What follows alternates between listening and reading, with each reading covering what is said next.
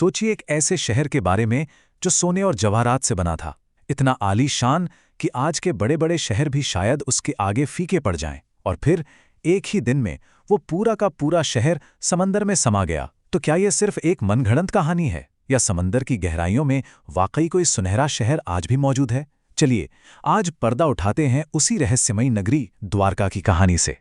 देखिए, पुराने ग्रंथों में जो लिखा है उसके हिसाब से ये कोई आम शहर नहीं था। इसे बनाया था खुद देवताओं के आर्किटेक्ट विश्वकर्मा ने। कहते हैं इसकी दीवारें सोने की थीं और जमीन पर चांदी जड़ी थी। जरा सोचकर देखिए, एक ऐसी जगह जहां हवा में फूलों की महक हो और गलियों में मोर नाचते हों। और यहाँ एक दो नहीं बल्कि कहा जाता है कि 9 लाख से भी ज्यादा आलीशान महल थे जो हीरों और कीमती रत्नों से जगमगाते थे। ये सिर्फ एक शहर नहीं था, बल्कि जैसे धरती पर ही स्वर्ग उतर आया हो। लेकिन फिर अचानक एक दिन ये सब खत्म हो गया। वो पूरा का पूरा शहर अपनी सारी शानो शौकत के साथ समंदर में डूब गया। तो सवाल यही उठता है कि क्या ये सब सिर्फ कल्पना है, या इस पौराणिक कथा के पीछे कोई ऐतिहासिक सच्चाई भी छिपी है? चलिए आज इसी में जरा गहराई से उतरते हैं। तो सबसे पहले उस कहानी को समझते हैं जो हजारों सालों से चली आ रही है। द्वारका कैसे बनी और कैसे उसका अंत हुआ। हुआ ये कि जब मथुरा पर बार बार हमले होने लगे तो श्री कृष्ण ने अपनी प्रजा को सुरक्षित रखने के लिए एक नया शहर बसाने का सोचा। उन्होंने समुद्रदेव यानी वरुण से जमीन मांगी और उन्हें मिली 12 योजन जमीन, यानी आज के हिसाब से करीब करीब 100 किलोमीटर जमीन। इसी जमीन पर एक ऐसा शहर बनाया गया जो पूरी तरह से सुरक्षित और वेल प्लान्ड था, जिसमें बड़े बड़े बंदरगाह से लेकर सिंचाई के लिए बेहतरीन इंतजाम तक सब कुछ था। लेकिन देखिए, इस सुनहरे शहर की किस्मत में कुछ और ही लिखा था, और इसकी वजह थे 2 श्राप। पहला श्राप महाभारत युद्ध के बाद गांधारी ने दिया था, और दूसरा तब लगा जब कृष्ण के बेटे सांब ने कुछ ऋषियों का मजाक उड़ाया। इन्हीं दोनों श्रापों ने उस तबाही की नींव रखी जिसमें पूरा यदुवंश आपस में लड़कर ही खत्म हो गया। और वही हुआ जिसका श्राप था। यदुवंश के खत्म होने के बाद श्री कृष्ण ने भी अपना शरीर त्याग दिया, और उनके जाते ही जिस समंदर से जमीन लेकर यह शानदार शहर बनाया गया था, उसी समंदर ने उसे वापस अपनी लहरों में खींच लिया। बस यहीं पर यह कहानी सदियों के लिए समंदर की गहराइयों में दफन हो गई। कई सदियों तक द्वारका की कहानी सिर्फ किताबों और कथाओं में ही जिंदा रही। लेकिन फिर 20वीं सदी में कुछ ऐसे सुराग मिलने शुरू हुए जिसने इस कहानी को एक असली पुरातात्विक खोज में बदल दिया। इसकी शुरुआत हुई 1930s में, जब वहां के मछुआरों ने पानी के नीचे अजीब पत्थर के ढांचों के बारे में बताया।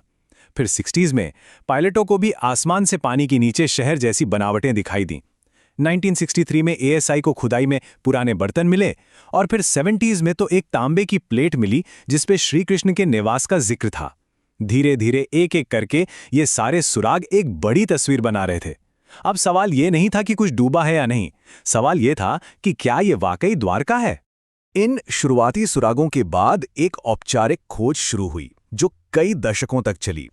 1979 में भारत की पहली मरीन आर्कियोलॉजी यूनिट के बनने से लेकर 80s और 90s के अभियानों तक, और फिर 2024 में प्रधानमंत्री के उस ऐतिहासिक गोता लगाने तक, ये खोज अपने आप में एक कहानी है जिसमें पीढ़ियों का समर्पण और टेक्नोलॉजी की तरक्की दोनों शामिल हैं।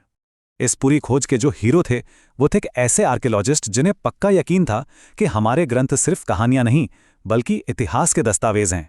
उनका नाम था doctor SR Rao. Doctor Rao का मानना था कि महाभारत और पुराणों में द्वारका का जो जिक्र है वो असल में भौगोलिक और ऐतिहासिक सुराग हैं। सोचिए, उस वक्त कई लोग उनकी इस बात को मजाक समझते थे, लेकिन डॉक्टर राव के लिए ये एक नक्शे की तरह था, और इसी विश्वास ने उन्हें उस सच्चाई तक पहुंचाया जो हजारों सालों से समंदर की गहराइयों में कहीं छुपी हुई थी। तो 1983 से 1992 के बीच डॉक्टर राव और उनकी टीम ने समंदर में 12 बार गोता लगाया, और उन्हें मिला क्या? उन्हें मिली 560 मीटर लंबी एक शहर की दीवार, बड़े बड़े पत्थर के खंभे और ऐसे पत्थर के लंगर जो ये साबित करते थे कि ये जगह एक बहुत बिजी बंदरगाह हुआ करता था। और जब वहां मिली चीजों की कार्बन डेटिंग हुई तो पता चला कि वो 3000 ईसा पूर्व तक पुरानी थी। ये सिर्फ पत्थर नहीं थे, ये एक प्राचीन और उन्नत सभ्यता का पक्का सबूत था। डॉक्टर राव की खोज ने पूरी दुनिया को हैरान तो कर दिया था, लेकिन असली परीक्षा तो अभी बाकी थी। सवाल ये था कि क्या 21वीं सदी की टेक्नोलॉजी भी इन दावों पर मोहर लगाएगी? साल 2001 से 2007 के बीच एडवांस सोनार जैसी तकनीक से समंदर के अंदर का एक डिजिटल नक्शा बनाया गया। इससे शहर की नींव, सड़कें और यहाँ तक कि पानी निकलने की नालियां भी साफ साफ दिखने लगीं। और जब यहाँ से मिले नमूनों को इंटरनेशनल लैब्स में भेजा गया तो जो नतीजे आए वो तो दिमाग चकरा देने वाले थे। कुछ चीज़ें 9000 साल पुरानी निकलीं। मतलब ये शहर हड़प्पा सभ्यता से भी हजारों साल पुराना था, मिस्र के पिरामिड बनने से भी पहले का। तो सवाल ये है कि द्वारका आखिर डूबी कैसे? पौराणिक कहानियां कहती हैं कि ये एक श्राप और एक युग के अंत की वजह से हुआ। वहीं विज्ञान इशारा करता है एक बहुत बड़ी प्राकृतिक आपदा की तरफ। वैज्ञानिकों को सबूत मिले हैं कि करीब 5000 ईसा पूर्व समंदर का लेवल अचानक बहुत तेजी से बढ़ा था, शायद किसी सुनामी जैसी घटना की वजह से जिसने पूरी दुनिया पर असर डाला हो। और देखिए कितनी दिलचस्प बात है कि कहानी और विज्ञान दोनों एक ही घटना की तरफ इशारा कर रहे हैं। दशकों की इस खोज ने द्वारका को सिर्फ कहानियों से निकालकर इतिहास के पन्नों में हमेशा के लिए दर्ज कर दिया है। और हाल ही में इस विरासत को एक नई और बहुत बड़ी पहचान मिली। इसी साल फरवरी 2024 में भारत के प्रधानमंत्री ने खुद स्कूटर डाइविंग करके उस डूबे हुए शहर तक पहुंचकर प्रार्थना की। उनका मोरपंख चढ़ाना सिर्फ एक पूजा नहीं थी, बल्कि ये एक बहुत बड़ा सांकेतिक क्षण था। इस एक पल ने दशकों की वैज्ञानिक खोज को भारत की सांस्कृतिक और आध्यात्मिक विरासत के साथ सीधे सीधे जोड़ दिया। द्वारका की ये 90 साल लंबी यात्रा सिर्फ एक डूबे हुए शहर को खोजने की कहानी नहीं है।